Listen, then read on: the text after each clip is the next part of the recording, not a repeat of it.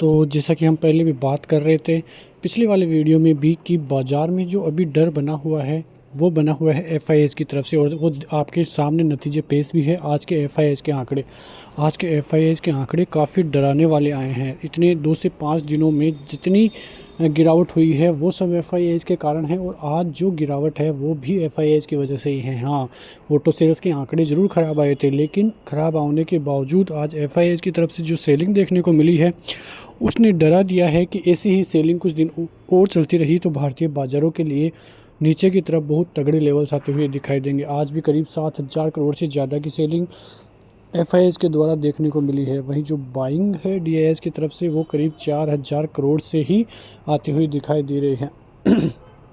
तो ये जो एफआईएस का डेटा है काफ़ी डराने वाला आ जाता हुआ दिखाई दिया है। अब आगे चलकर क्या होगा ये देखने वाली बात रहेगी, लेकिन जो चाइनीज़ बाज़ार है वहाँ पर जिस प्रकार के संकेत आ रहे हैं कि वो एक और पैकेज ला सकता है, तो उसकी वजह से भारतीय बाज़ारों में फिर से डर का माहौल है और फिर ज़बरदस्त सेलिंग एफआईएस की दरारा फिर से दूसरे फेज़ में देखने को मिल रही है। अभी तक आप देखोगे तो करीब 70,000 करोड़ से ज़्यादा की सेलिंग एफआईआई इस महीने कर चुके हैं, और ये आंकड़ा और भी बढ़ सकता है। हो सकता है कि ये आंकड़ा 1 लाख करोड़ के पार होता हुआ एफआईआई की तरफ से नज़र आए, क्योंकि नेट ऑन नेट देखें तो अब जो माइनस में जो एफआईआई का जो रेंज है, माइनस में कॉन्ट्रैक्ट्स होते हुए नज़र आ रहे हैं। जो इस महीने के शुरुआत से पहले तक 3.5 लाख कॉन्ट्रैक्ट्स थे पॉजिटिव, वो अब माइनस में होते हुए नज़र आ रहे हैं, और ये संकेत है भारतीय बाज़ारों में एक बड़ी गिरावट के। एक तरह से देखा जाए तो पिछले 16 महीनों में भारतीय बाज़ारों में कोई भी करेक्शन नहीं आया है। यदि भारतीय बाज़ारों में करेक्शन आता है तो वो एक हेल्दी करेक्शन माना जाएगा। हेल्दी करेक्शन वो होता है कि 10 से 15% तक की निफ्टी में गिरावट देखने को मिले, और यदि ऐसा होता है तो कई शेयर आपको मिलेंगे अच्छी खासी रेंज में, आपके पास बहुत बड़ा मौका भी होगा। लेकिन जो लोग फंसे हुए हैं उनकी हालत ख़राब हो चुकी है।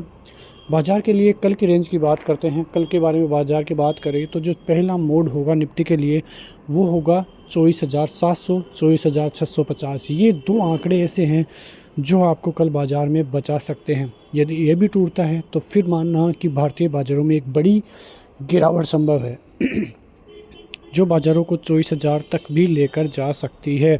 और यदि वहाँ से भी गिरावट हुई तो बाज़ारों में एक बड़ा करेक्शन फिर से देखने को मिलेगा, जो कि स्थिति यही बोल रही है। ऊपर की तरफ बाज़ार कब घूमेगा?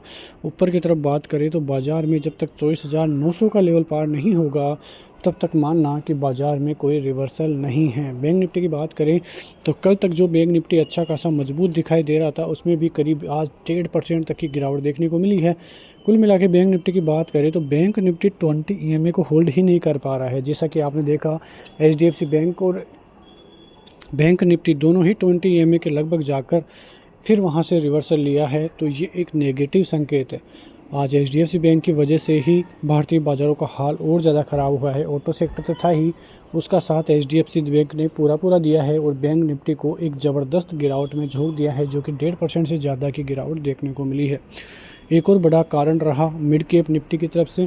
वहाँ पे आपने देखा होगा कि इतने दिनों जो है ज़्यादा गिरावट देखने को नहीं मिल रही थी, लेकिन आज करीब 2% तक की गिरावट मिड कैप शेयरों में देखने को मिली है, जो कि एक नेगेटिव संकेत दर्शाता है भारतीय बाज़ारों के लिए। तो कल किस हिसाब से देखें तो 24,700 का लेवल तो रहेगा ही। निफ्टी जो है 24,400 से 24,500 के नेक्स्ट सपोर्ट जोन की तरफ जाता हुआ अब दिखाई दे रहा है, जो कि एक बड़ा करेक्शन के लिए ये जोन जो है मानता हुआ यहाँ पे हम देख सकते हैं। तो कुल मिला के देखें तो भारतीय बाज़ारों की हालत ख़राब होती हुई दिखाई दे रही है।